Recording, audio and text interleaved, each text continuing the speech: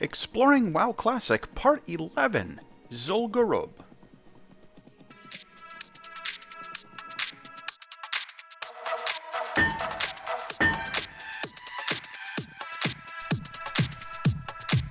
Alright, so to get into ZG, you want to start off in the southeastern part of Duskwood, kind of where I showed on the minimap there.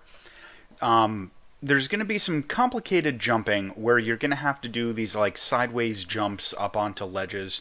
You're going to have to do some crevice jumping up behind trees, and it's a real pain in the butt. But the general idea is we want to get up on top of the mountain range on the edge of the map, and then we're going to head south to get into the non-instanced Zul'Gurub out on the world map.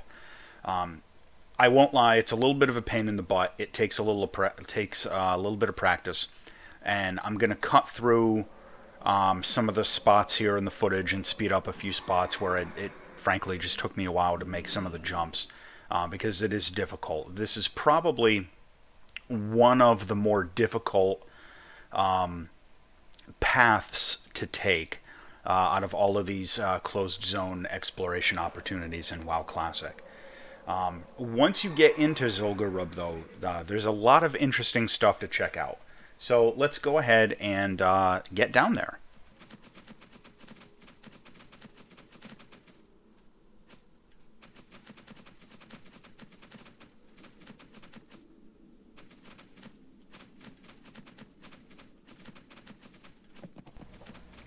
For now, just try to follow along with the route that I'm taking. It's a little bit hard to describe. But you've got to kind of, snake up behind and around these trees. And the tree branch terrain makes it extremely difficult to tell what's going on, with camera views and all that. Once you make this last jump, you're pretty much home free. This will allow you to get up on top of the mountains in between the Duskwood and the surrounding zones, and from there we're just going to head south. But of course, one important disclaimer before we go further. Caution! Res sickness is a thing. If you die off in the middle of nowhere in some of these weird places, the game won't know what to do. It'll put your ghost in Dunmoreau or the Barrens, and you might not be able to get back, and you'll have to accept a spirit res and all the repair costs that go with that. Be careful and don't fall. Okay, so now that we've got up on top, basically, you can take a minute to take in the sights, but it's all the usual, unfinished terrain like we've seen in a whole bunch of these other explorations. And you get a nice view of Karazhan off there to the east, but what we're interested in is going south. Now, as you can see off in the distance, there's a lot of those weird, sort of jagged, unfinished mountains. That's where we're going. And getting around and over those into ZG is a little tricky, but it's not super tricky. I'm going to speed up the run footage a little bit, but try to follow along with where we're going.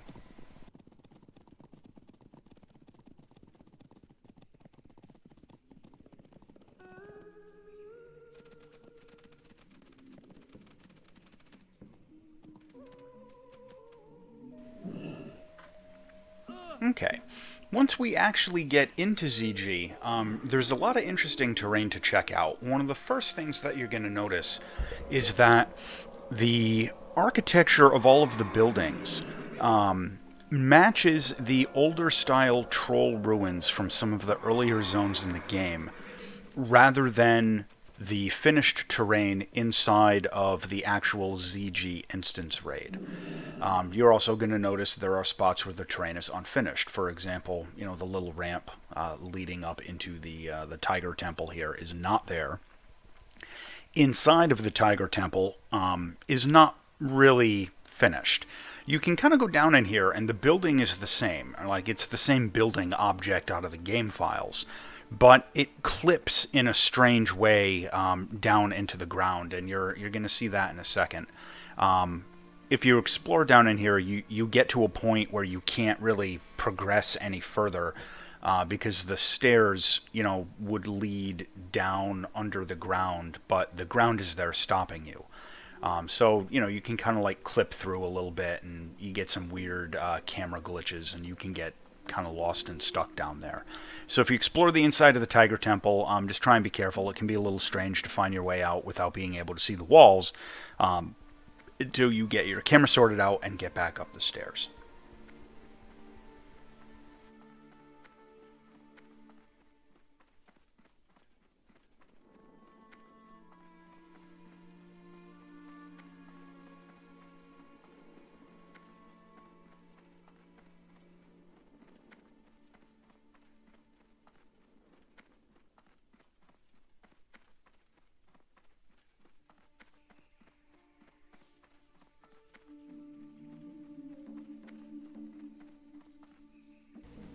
Now, once we're out of the Tiger Temple, there's a lot more to see and do here in ZG.